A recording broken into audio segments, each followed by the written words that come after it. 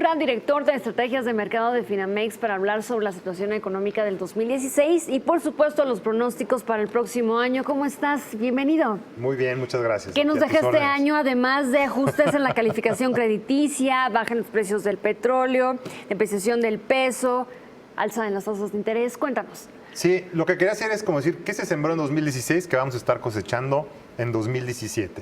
Entonces, difícilmente no podríamos empezar esta discusión sin mencionar este gran cambio que se está dando en el mundo, que obviamente va a tener no nomás repercusiones políticas, sino también económicas, y me refiero a lo que vimos en Brexit, lo que vimos con la elección de Donald Trump, lo que vimos con recientemente las elecciones en Italia. Y lo que estamos viendo es un voto de protesta de la gente de a pie que está diciendo, ¿sabes qué? No estoy teniendo las oportunidades de empleo que debería tener, no estoy de acuerdo con la distribución del ingreso y pues de alguna forma le están echando la culpa a la globalización, a la inmigración, y eso pues nos puede empujar al populismo. ¿Y cuál es el riesgo? Bueno, pues nosotros en México vamos a empezar un proceso electoral el 2017 para 2018. Y bueno, pues como se ven las cosas ahorita, tenemos que poner qué está sobre la mesa. Pues hubo muchos escándalos de corrupción este año, digo, están a la luz de todos los diarios. También la popularidad del presidente está muy baja. Y bueno, pues si vemos las encuestas, está ahorita ganando la izquierda, dependiendo cómo se acomode las alianzas, pero sin duda va a ser un tema importante en 2017. El segundo tema que traigo, bueno, como ya lo mencionabas, es qué está pasando con las calificadoras. Las calificadoras nos bajaron la perspectiva de estable a negativa, pero ya son las tres calificadoras más importantes, S&P, Moody's y Fitch.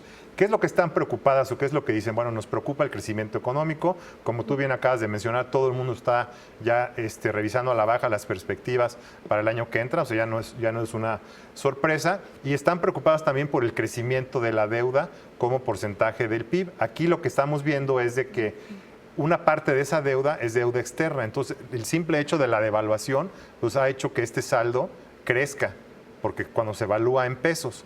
Entonces, un tema muy importante el año que entra es de que el mismo monto que tenemos de deuda externa es lo que hay de reservas en el Banco de México. Entonces, casi que lo que va a crecer la deuda este año es lo que va a ganar Banco de México de remanente de operación. Entonces, la recomendación el año que entra es de que todo este remanente que va a recibir la Secretaría de Hacienda, que nosotros estimamos podría llegar hasta 400,000 millones de pesos, es una cifra histórica, se utilice el 100% para reducir la deuda, ¿no? Y compensar esta alza por el tipo de cambio. El otro gran tema de finanzas públicas que obviamente tiene preocupado a las calificadoras es que desde 2008 no tenemos un superávit primario. Como decía ahorita en tu nota anterior, hay una estimación de que ya vamos a regresar a superávits primarios el año que entra. El presupuesto está hecho con un crecimiento económico que ya no se va a dar, que pensamos que va a ser mucho más bajo, y mucho del recorte que nos llevó a ese superávit primario es en gasto de inversión. Entonces también, como decías, pues la inversión ha caído mucho, eso le pega al crecimiento económico y eso pues está complicando las cosas. El tercer punto que traía para la discusión es qué está pasando con la política monetaria de la Fed. Si tú te acuerdas, al principio de 2016, ¿qué es lo que teníamos? Digo, se estaba discutiendo que nos fuéramos a tasas negativas. No había crecimiento económico, que China a lo mejor sí iba a tener una desaceleración muy acelerada, los precios del petróleo estaban en $20 y hoy estamos discutiendo ya totalmente lo contrario, los precios del petróleo arriba de 50, se está discutiendo 3 alzas de tasas de la Fed para el año que entra, y eso ¿qué implicaría? Que los flujos que llegaban a mercados emergentes buscando rendimiento por las tasas bajas de la Fed podrían estar empezando a regresar a Estados Unidos si se dan estas alzas el año que entra, y mucho vendría por el plan fiscal de Trump. Y finalmente, y obviamente no menos importantes, ¿cuáles son los riesgos o las preocupaciones que va a tener el Banco de México? Y yo creo que por lo menos van a ser 4, ¿no? El primero es, en 2016 se sembraron el alza en la inflación en los precios al productor. Entonces, como quien dice, la presión en la inflación ya está ahí. La inflación al productor de bienes de consumo en noviembre ya estaba en 4.6%. Entonces eso te da una pauta de cuánto podría llegar el año que entra.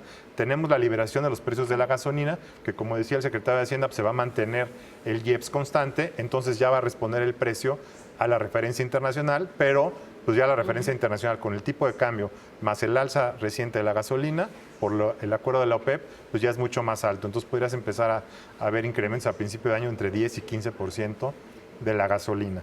El tercer punto es que va a estar lidiando con estos flujos que podrían estar regresando a Estados Unidos y las alzas de la Fed. Entonces vamos a necesitar más alzas en México y finalmente pues la renuncia de Agustín Cartes, el gobernador que ha dado confianza a que este proceso inflacionario se haya mantenido en los bienes, en las mercancías y no en los servicios. Pero pues con las complicaciones que vemos el año que entra, pues no podemos arriesgarnos a que el nombramiento del gobernador pudiera llegar a perderse la confianza que hay en la institución y definitivamente nombrar un gobernador que no le tiemble la mano si es necesario subir las tasas el próximo año. Guillermo, hay algunas, por decirlo, trabas al crecimiento económico de México que podrían corresponder a factores internacionales. En el caso de las autoridades mexicanas, ¿qué pueden tener en sus manos para hacer que haya interés para el próximo año de los inversionistas a México? Pues definitivamente... Porque es un escenario complicado el que se plantea para el próximo año para nuestro país. Es que fíjate, de entrada, el crecimiento que estamos teniendo ahorita está desbalanceado porque está creciendo el consumo privado, y ese consumo privado está creciendo más arriba que lo que está creciendo la economía. Entonces, al pasar eso, nos endeudamos porque el déficit en cuenta corriente crece. Si consumes más de lo que generas, alguien te tiene que prestar. Entonces, ese es un problema que se llama el déficit de cuenta corriente, que está creciendo y hay que financiarlo. Entonces, si no subimos las tasas de interés para frenar el consumo, entonces vamos a tener mayor depreciación del tipo de cambio, como que ya nos atoramos ahí. Entonces nosotros estamos viendo que el año que entra vamos a tener que subir las tasas para frenar el consumo. Entonces va a ser muy difícil impulsar el crecimiento por el lado del consumo. Por el otro lado, la inversión todo este año no está creciendo por la incertidumbre que generó todo lo que está diciendo Donald Trump contra el Tratado de Libre Comercio.